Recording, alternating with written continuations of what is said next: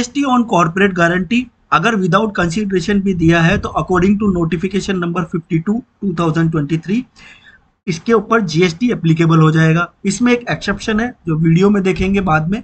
इसको अगर आप क्लासिफाई करना चाहते हैं तो 99715 जो एसएससी कोड है उसके अंदर आप इसको फिट कर सकते हैं।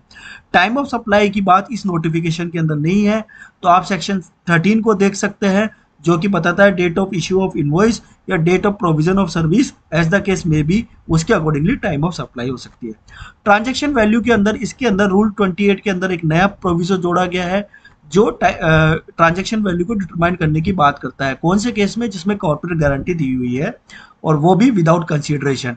इसके अंदर नया वैल्यूएशन रूल बोलता है कि जो गारंटी दी हुई है उसका 1% या अगर कोई कंसीडरेशन आप पे कर रहे हैं तो विच एवर इज हायर वो मेरा टैक्सेबल वैल्यू होगी फॉर जीएसटी डिटर्मिनेशन। जीएसटी की रेट अगर हम बात करें तो 18% हो गई है। एग्जम्पशन, अब बात करते हैं एग्जम्पशन की। अगर एक डायरेक्टर या प्रमोटर ने अपनी कंपनी को कॉर्पोरेट गारंटी प्रोवाइड की है तो फिर वो जीएसटी के अंदर चार्जेबल नहीं है, वो जीएसटी से एग्जम्प्ट हो गई है। Friends, related party it's a important concept और ये जो डिटर्मिनेशन है रिलेटेड पार्टी का सेक्शन 15 के एक्सप्लेनेशन ए के अंदर बताया हुआ है, जो भी हम लोग देखेंगे। अब बात करते हैं सबसे पहले जो डायरेक्टर है या प्रमोटर है वो अगर गारंटी देते हैं तो जीएसटी के अंदर से उसे क्यों निकाला गया। फ्रेंड्स, के लिए एक सर्कुलर इशू किया गया जीएसटी में, सर्कुलर नंबर 204।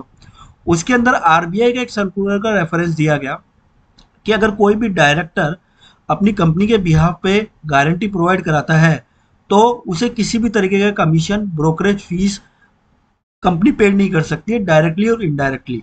फ्रेंड्स, अगर फीस ही पे नहीं होगी तो उसका कोई ओपन मार्केट वैल्यू भी नहीं होगा। अगर ओपन मार्केट वैल्यू नहीं है तो इसका मतलब उसका टैक्सेबल वैल्यू 0 हो गया। इन सच सिनारियो यहाँ पर जीएसटी ने बोला कि जब कोई फीस ही पेमेंट नहीं हो रही है और टैक्सेबल वैल्यू 0 है तो इसको हम जीएसटी से बाहर निकाल देते हैं। लेकिन कुछ केसेस ऐसे हो सकते हैं कि जो वो डायरेक्टर था कंपनी का, अभी उसने डायरेक्टर के पद से इस्तीफा दे दिया है या डायरेक्टर के पद से वो रिमूव हो चुका है और वो एक नॉर्मल एम्प्लॉय बन गया है।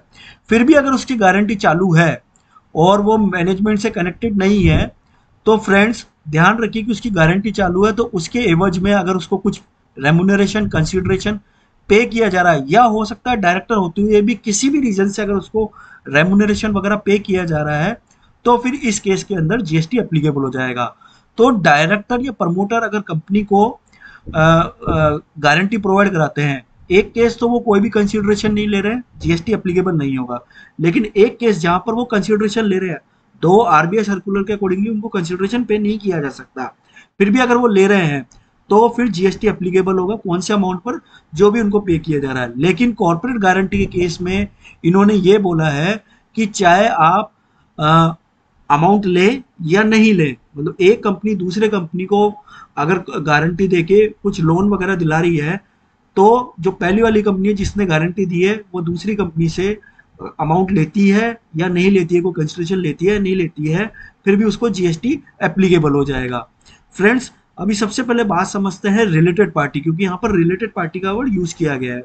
रिलेटेड पार्टी को सेक्शन 15 के एक्सप्लेनेशन ए के अंदर डिफाइन किया गया है।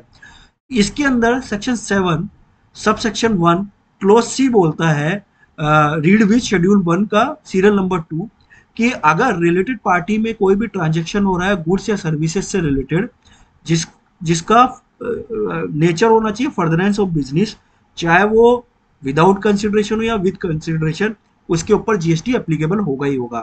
तो यहाँ पर क्लियर है कि जो हम कॉर्पोरेट गारंटी की बात कर रहे हैं, अब उसमें हो सकता है कि होल्डिंग कंपनी अपनी सब्सिडरी कंपनी को गारंटी दे रही हो तो वो रिलेटेड पार्टी की डेफिनेशन में आ जाएगा। तो इसमें इंपॉर्टेंट चीज क्या हो गई कि जीएसटी के अंदर कौन से रिलेटेड पर्सन है उसको समझना। अगर पर्सन है ऑफिसर और डायरेक्टर और वो एक दूसरे के बिजनेस में ऑफिसर और डायरेक्टर हैं तो ये रिलेटेड पार्टी की डेफिनेशन में आ गई। अगर कोई पार्टनर है इन बिजनेस तो वो रिलेटेड पार्टी में आ गया। एम्प्लॉयर और एम्प्लॉय भी रिलेटेड पार्टी की डेफिनेशन में आते हैं एज पर जीएसटी। डायरेक्टली या इनडायरेक्टली हो कंट्रोल या होल्ड करता है 25% और मोर आउटस्टैंडिंग वोटिंग स्टॉक और शेयर और बोथ ऑफ देम, तो भी रिलेटेड पार्टी की डेफिनेशन में आ गई। अगर उनमें से डायरेक्टली या इनडायरेक्टली कंट्रोल करता है ईच अदर को तो भी रिलेटेड पार्टी की डेफिनेशन में आ गई। बोथ ऑफ देम डायरेक्टली और indirectly control by a third person तो भी रिलेटेड पार्टी की डेफिनेशन में आ गए। टुगेदर दे डायरेक्टली और indirectly control a third person तो भी रिलेटेड पार्टी की डेफिनेशन में आ गए। Members of the same family, ये भी रिलेटेड पार्टी है। The term person also include legal person, ये भी रिलेटेड पार्टी में आ जाता है। Person who are associate in the business of one another in that is the sole agent or sole distributor or sole consider how I describe of other shall be deemed to be। तो अगर एक parent अपनी subsidiary को corporate guarantee देती है, subsidiary अपनी parent को देती है, जो कॉमन कंट्रोल में है बहुत कंपनीज, अगर वो एक दूसरे को गारंटी देते हैं, सब रिलेटेड पार्टी की डेफिनेशन में आ जाती है।